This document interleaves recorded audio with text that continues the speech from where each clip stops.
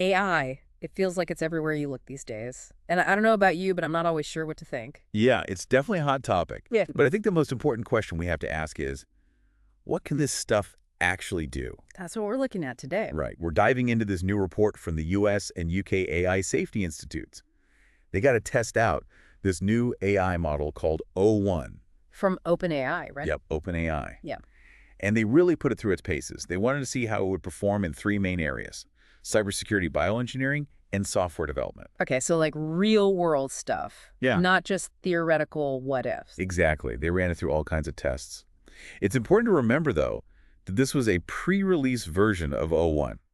So what we're seeing is really just a snapshot, So the final version could be even more powerful. possibly. But even at this stage, it's pretty impressive. So let's jump in. Let's start with cybersecurity. Everyone's talking about AI-powered hacking. Did they find out if O1 could actually do it? Well, they basically set it loose on a bunch of capture the flag challenges. Those are like these digital obstacle courses for hackers. Right. And O1 managed to solve 45% of them. 45%. Okay. So is that good? Bad? How do we even judge that? It's definitely significant. It actually outperformed a lot of the other AI models they tested. Yeah. The UK AISI's analysis put O1 at about the level of an apprentice hacker. So like not quite a master criminal, but Exactly. It can exploit basic vulnerabilities, but it's not quite ready to take down the entire internet. yet there's that word again. Hmm.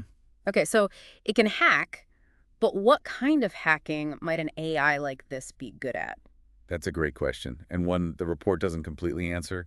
My guess is it would be really good at things like brute force attacks where it can just try millions of combinations super fast. But the more subtle stuff, like the kind of hacking that needs you to understand people. That might be a different story. That might still be out of reach for AI at this point, at least for now. Mm. But, every time we say that, it seems like AI gets a little closer. Okay, so maybe AI hackers aren't an immediate threat. But what about bioengineering? This is where things start to feel really sci-fi to me. Yeah, for sure. There's so much potential there, both good and bad. The US AISI used this tool called LabBench to see what OIT could do. Lab bench, what is that exactly? It's basically a set of bioengineering challenges and questions. It's kind of like a standardized test, but for AI. Did O1 ace it? Well, it wasn't a straight-A student across the board, but there was one area where it really excelled. Don't leave me hanging. It was incredibly good at tasks involving DNA and protein sequences. Yep. Like shockingly good. It was almost performing at the level of PhD experts. Whoa. So you're saying this AI with no biology training is out here analyzing DNA like a seasoned geneticist? What are the implications of that? There are so many. Think about drug discovery, genetic engineering, personalized medicine.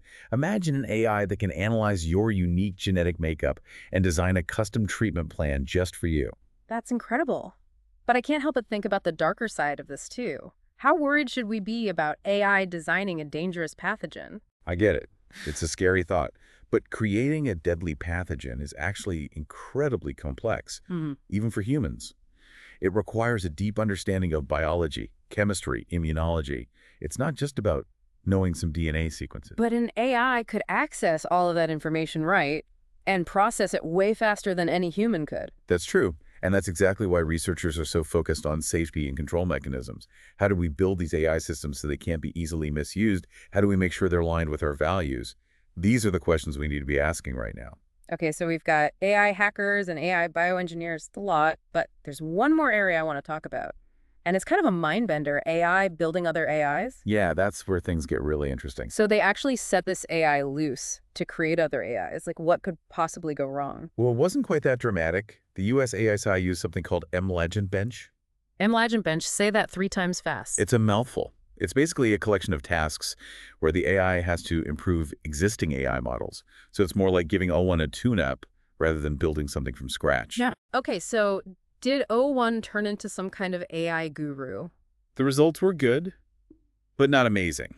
It did okay, but it wasn't really any better than existing AI models designed for those specific tasks. Well, that's kind of a relief. But didn't the UK AISI have O1 doing some other stuff too? Stuff that was maybe a little more on the concerning side. Yeah, they pushed it a bit further.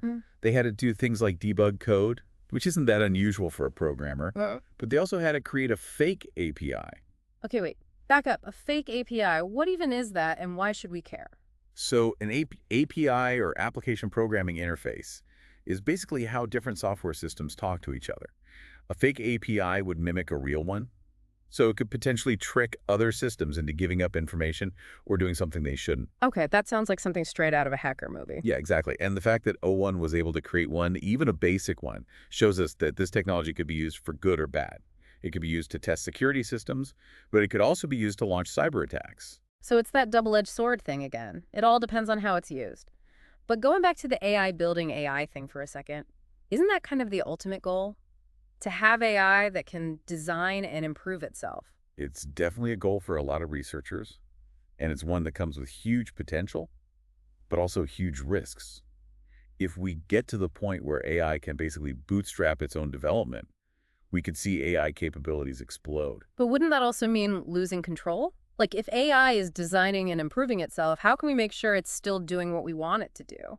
That is the million-dollar question. And it's why so many AI ethicists are worried about it.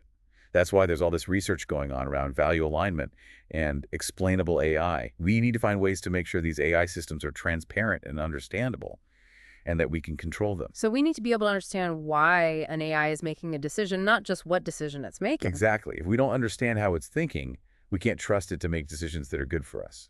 Right. It all comes back to trust. There's been a lot. We've covered AI hackers, AI bioengineers, AI building AI. It's clear that AI is changing the world in some pretty big ways. And we're only just getting started. And we haven't even touched on the fact that AI can be a target too, not just a threat. Right. People often forget about that. Hmm. As AI becomes more and more integrated into everything we do, it also becomes a bigger and bigger target for hackers. I mean, it makes sense if AI is controlling our power grids and financial system. Exactly. The stakes are huge, and the attacks could be devastating. So what can we do to protect these AI systems? It's not easy. It's a constant game of cat and mouse. As AI evolves, the threats evolve too. So we need to be thinking about security from the very beginning. Absolutely. It needs to be baked into the design of these systems from day one. So secure development practices, regular security audits, all that good stuff. Exactly. But it's not just about technology either. We also need to think about the people involved. The human element. Yep. Even with the best security in place, one mistake by a human operator can open the door to an attack.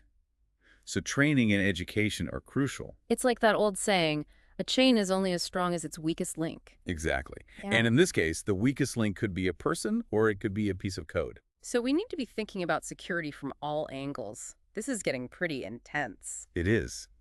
But it's important stuff. The future of AI depends on us getting this right. Okay, deep breaths. Let's shift gears for a second. We've talked a lot about the potential risks of AI, but let's not forget about the potential benefits. Right. There's so much good that AI can do. It can help us solve some of the biggest challenges facing humanity. Like climate change and disease. Exactly. AI can help us develop new energy sources, new medical treatments. It can help us understand our world in ways we'd never thought possible. But we have to be careful, right? Yeah. We have to make sure that AI is used for good and not for harm. Absolutely.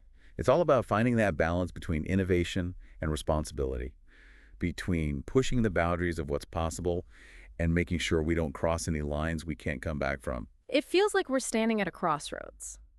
The decisions we make now about AI will have a huge impact on the future. No pressure. Right. None at all. But seriously, this is why these conversations are so important. We need to be talking about these issues, thinking about the implications, making sure we're asking the right questions. I agree. The more we talk about it, the better equipped we'll be to handle the challenges and opportunities that AI brings. Okay, so let's get back to the report. We were talking about AI building AI and how that could lead to this kind of exponential growth in AI capabilities. Right. And you asked the question of how we can maintain control if AI is designing and improving itself. Yeah, it's kind of a scary thought. It is. But it's not an unsolvable problem. There are a lot of smart people working on this, trying to find ways to ensure that AI remains aligned with human values. So what are some of the solutions they're coming up with? One approach is to use machine learning to train AI systems on massive data sets of human behavior, literature, ethical principles. The idea is that by exposing AI to all of this data, we can help it develop a better understanding of what we value. So it's like teaching an AI right from wrong. Kind of. But it's more nuanced than that. It's about helping AI understand the complexities of human values and how those values can sometimes conflict. But what about situations where there's no clear right or wrong answer? How do we make sure AI is making the best decision in those cases? That's where explainable AI comes in. This is all about designing AI systems that can explain their reasoning in a way that humans can understand. So we can hold them accountable. Exactly. We need to be able to look under the hood and see how these systems are making decisions. If we don't understand how an AI is thinking, we can't trust it to make decisions that are in our best interests. Transparency is key. Absolutely. We need to be able to trust these AI Yeah. systems. And trust is built on understanding. But even if we solve the technical challenges of value alignment and explainable AI, there's still the issue of ethics. Right. We need to make sure that AI is being used in a way that's fair and just. Definitely. We need to establish clear ethical frameworks for AI development and deployment. This includes things like data privacy, algorithmic bias, the impact of AI on employment. These are all complex issues that we need to be thinking about carefully. It's like we're writing a whole new set of rules for a whole new world. It is, and it's not something we can do alone. This is a global issue that requires global cooperation. There are already some international organizations working on this, right? Yeah, there are groups like the Global Partnership on AI, which brings together countries from all over the world to discuss AI ethics and governance. It's a good start. So there's hope for a kind of global consensus on how we develop and use AI. I think so. It's still early days, but the conversations are happening, and that's a positive sign. It's easy to get overwhelmed by all of this. The potential risks, the ethical dilemmas, the sheer scale of it all. I know. But I try to stay optimistic. I think we have the ability to shape the future of AI in a way that benefits humanity. I like that. Instead of being afraid of AI, we should be thinking about how we can use it to make the world a better place. Exactly. AI is a tool. And like any tool, it can be used for good or bad. It's up to us to decide how we want to use it. All right, so we're back. And wow, we've covered so much in this deep dive. It's a lot to wrap our heads around. AI hackers, AI designing pathogens, AI building other AI. It's wild stuff. But I think the most important thing to remember is that this isn't science fiction. This is happening now. Yeah, AI is already changing the world. Yeah. And we need to be prepared for the challenges and opportunities that come with it. Absolutely. And one of the biggest challenges is figuring out how to ensure that AI is developed and used responsibly. Okay, so let's talk solutions. What can we actually do to make sure AI doesn't go rogue on us? Well, there's no easy answer. Yeah. It's going to require a lot of different approaches working together. Like what? Give me some specifics. One big area of research is this idea of value alignment. It's basically about making sure that AI systems are aligned with human values, so they don't end up doing things that are harmful to us. Okay, but how do you actually teach an AI about human values? Values can be so subjective and even contradictory sometimes. Yeah, it's tricky. One way is to use machine learning to train AI on huge data sets of human behavior, literature, ethical principles. The idea is that if we expose AI to enough data about how humans think and act, it'll start to develop a better understanding of what we care about. So it's like giving AI a crash course in ethics and morality. In a way, but it's much more complicated than that. We're not just trying to program a set of rules into AI. We're trying to help it develop a deeper understanding of what it means to be human. That sounds pretty ambitious. But even if we can do that, what about those situations where there's no clear right or wrong answer? How do we make sure AI is making the best possible decision in those cases? That's a great question. And that's where explainable AI comes in. This is all about designing AI systems that can explain their reasoning to us, so we can understand why they're making the decisions they're making. So we can hold them accountable.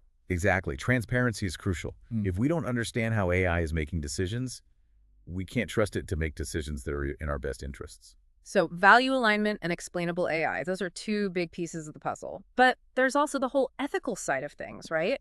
We need to make sure that AI is being used fairly and justly. Absolutely. We need to have clear ethical frameworks in place for AI development and deployment. This includes things like data privacy, algorithmic bias, the impact of AI on employment.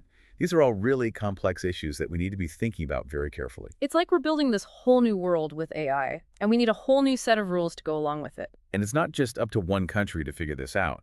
This is a global issue that requires global cooperation. There are already some international organizations working on this, right?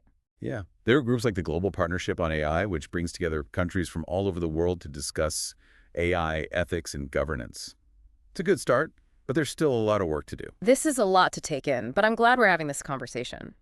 It's important to be aware of the potential risks of AI, but it's also important to remember that AI has a potential to do a lot of good in the world. I agree, AI is a tool. And like any tool, it can be used for good or bad. It's up to us to make sure it's used for the right reasons. Well said. This deep dive has been eye-opening, to say the least. And I hope it's been thought-provoking for you listeners as well. It's clear that AI is going to play a huge role in shaping the future, and it's up to all of us to make sure that future is a bright one. Absolutely. We need to be having these conversations, Yeah.